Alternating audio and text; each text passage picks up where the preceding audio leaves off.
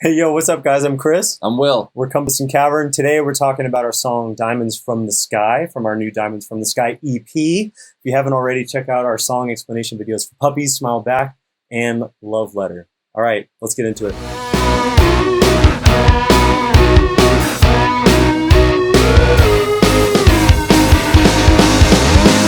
All right, so Diamonds from the Sky, the song. Diamonds from the Sky, the song. This is an interesting one. Yeah, It's one of the few songs that we have right now so far where it just completely changes feel.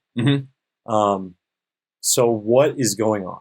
I'm asking you because you wrote this whole song. Yeah, okay. What is going on? I mentioned this in the Puppies Explained also, but I find myself songwriting sometimes. I get to this point and I really like the way it's going, but I get somewhere new and I don't exactly know how to get back. And sometimes I fight really hard to figure out, like, okay, I'm in this weird bridge, but we got to get back to a chorus. And that's kind of what happened with Puppies. With this one, I'm like, there's no way back. And that's okay. Like, we have an A section, like the first half of the song, and then like kind of the D section, the whole second half, which is radically different. And sometimes I like songs that do that, so I just embraced it. So it wasn't planned.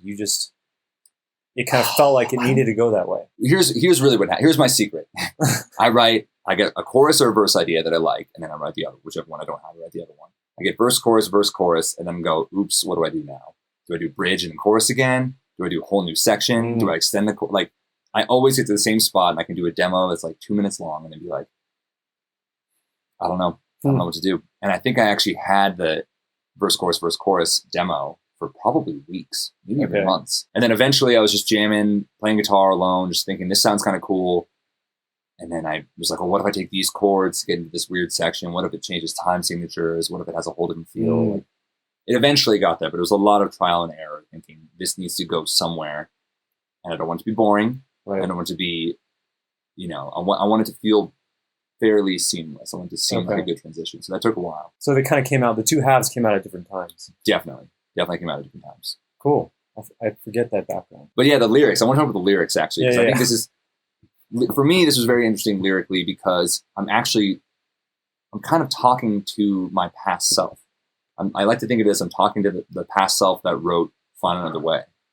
Because Find Another Way is it's all about climate change, and it's just totally ripping on people, hypocritical people who make it political and are not concerned with the earth in any way. And it's like, you should be, this matters for you too, this will affect you too. That's kind of the whole point of the song is. And I still think there's a point to be made there. I think there are a lot of people like that. But since then, I've heard a ton of stuff and read a ton of stuff. It just amazingly changed my mind a lot on this issue. And I've realized how complicated, like, I definitely still believe in climate change. Just put that out there. Like that it's happening. Yeah. It's definitely happening. Yeah. Definitely man-made. Like, CO2 emissions are rising because of humans, and it is affecting the climate. It's increasing temperatures, 100%. How bad that is surprisingly questionable. I learned that it's much more nuanced. It's like, well, it's like, just for one example, I've heard that there are fewer storms, but they're worse. So maybe that ends up being worse for humans overall, but maybe it's not. I don't really know. Or like, if the climate is getting worse, even though it's getting worse, the climate-related deaths have decreased like significantly. And the argument for that is like, well, we know how to defend ourselves better against the climate. We can prepare better. We've got better structures in place, all that stuff. And that's because of the energy we've used, which is because of fossil fuels, which is causing the whole problem. So it's much more complicated than I thought. It's not just, side ignorant and side enlightened and, compassionate, whatever. Sure. It's not that simple, and it never is. I should have known it was never that simple. But this song was kind of talking to my old self, be like, hey, don't be carried away. Like, it's a little more to it than that. Like, maybe listen to both sides, try to figure this out, actually try to help things instead of just, yell as loud as you can. So what are the actual diamonds from the sky? Is that saying we are so incredible that we pull diamonds from the sky? Like, that's awesome. Well, there is, I read something about an actual machine that can process the carbon dioxide in the air, like kind of pull it out of the air and take the carbon and make man-made diamonds from that carbon. And I don't think it's like a really efficient or, I'm assuming it's very expensive and I don't think it's really a solution to climate change. It just it represented like, wow, humans are unbelievable. Like, maybe instead of undoing what we did wrong, maybe there's a way to create something that we can't even imagine that actually fixes things faster than undoing what we did wrong. Maybe the way is forward, essentially. forward in a more enlightened, compassionate, efficient way, rather Right. than like, oh God, we messed up the last 200 years. We just got to slam the brakes as hard as possible and hope we didn't do too much damage, which is like, maybe there's an argument for that too. Yeah, yeah. It's like I said, it's complicated, but I just loved that idea that we might be able to make something that makes not only undoes the damage we've done, but makes things better. Right. It creates diamonds from the pollution. I mean, that's a crazy. That's so if you look at our album cover closely, you can see. I mean, actually, now that I'm thinking about it, is the diamond right in the middle? Diamond is like the top left. I'll pull it up. Right Top now. left. Okay, yeah. Yeah, you can see it though. Our album cover, really epic, done by a tremendously skilled. Caroline. What's her Her handle. her handle? Caro Van Design. I Yes, think. good. That's good. Caro Van Design. She did an incredible job on our album art. Diamond's on the top left. Oh, it's not good. Oh God, all you can see is the ring light. Oh no. Anyways, analyze it closely. Let us know what you think, because it's a really cool album cover. Oh yeah, the nature and the charts, Yep, science of it. It's cool. It fits it perfectly. I love it. What does the song transition, like the huge switch that happens mid-song, like what does that actually symbolize or mean? Like what's happening in the meaning of the song? That's a good question. I didn't have a conscious like, oh, it needs to have this meaning change here. That was definitely a musical change first. But then when I wrote the lyrics, they were definitely from a different. It was different. But now I'm not really sure. The very end is like kind of this plea. It's sort of like, I'm sure people have had these conversations with people where they're so stuck or committed to one idea. They're so attached to it that they're just completely unwilling to hear anything that's even slightly questioning what they believe. I just think that's really, really bad. I think that's really bad. I think it's a big part of the problem that we have right now. I think people are just unable to listen to the other side. That's a big part of the song. But specifically, it's like, hey, don't you run away, don't you run away. Oh. If life is just a game, let's play. It's kind of like, whoa, like, let's settle down. Like, let's talk about it. Let's talk it through. You might be right. Like, I'm not trying to, it's not a battle. We're both trying to understand this better, I would think.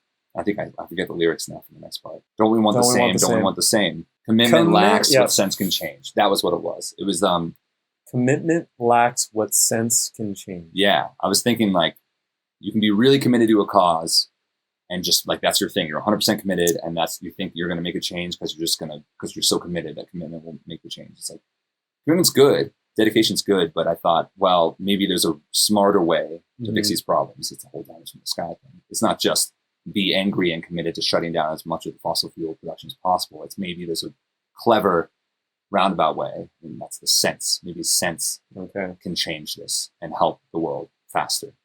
Epic. Yeah. Thanks. It's a sweet song. I love singing the harmonies.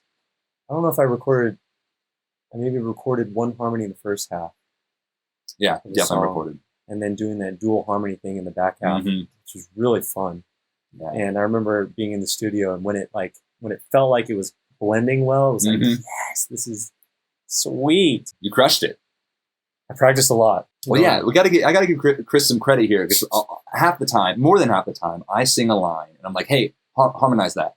And it's not even just it's, hey, I know exactly what notes I want you to sing, which is hard for two reasons. One, maybe it doesn't fit your voice quite as well as it fit mine when I did the demo. Usually we figure that out, but now we know each other's voices. And two, Chris needs to match the exact way that I sing it, which means like if I say like commitment lacks, like the length of time it takes to close the A. Yep. And falling in the right way. Right. Like you really need to, it's a very detail oriented job. It's not just like, oh yeah, I'll sing that too. It's like, no, I got to sing it freely. Yes. You now need to follow my lead, and that's not always fun. Probably, but you do a great job. Thank you. I remember the first time I heard this song, I was rubbed the wrong way by the descending or the guitar lines in the choruses in the first half. Yeah. Really? Yeah. I was just like, man, can we make it nicer sounding, or can we make it like major keys sounding? And I don't know exactly what's going on there, but it took me a while to get used to that, to be honest. Now I'm like, yeah, it's sweet. But the first time I heard it, I was like, it's a little bizarre. Yeah. I unfortunately fortunately or unfortunately, sometimes like the bizarre sounding things. I'm getting, I'm getting down with it. I am. Well, I think it's good that you don't let me go too far. Because if I went, I could. It's possible to go too far, and I might stray that way. And I think it's good. Little give and take. I'm like, I don't want this to sound like anything that's ever been recorded ever. It's like, well, maybe that's a little bit extreme. Like, Right. It could sound like Bohemian Rhapsody, and that's still pretty bizarre. Right. The other songs we have that change drastically on our Before It Begins album, the song Morrissey and the Wormhole and Ode to AI. Those are both other songs. They feature some big changes midway through, and they're cool. I like songs like that. We recently created a Spotify playlist of songs. It's called Big Feel Changes on Spotify.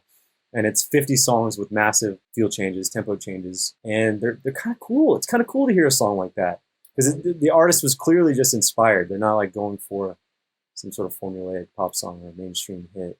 What's the song we were texting about the other day? It's maybe a little too bizarre. Fingers by They Might Be Giants. Yes, I think. Fingertips. Oh, Fingertips. Fingertips by They Might Be Giants. That song might be a little too much in this direction of what we're talking about, but yeah. I was thinking about explaining it. I'm like, nah, just go listen.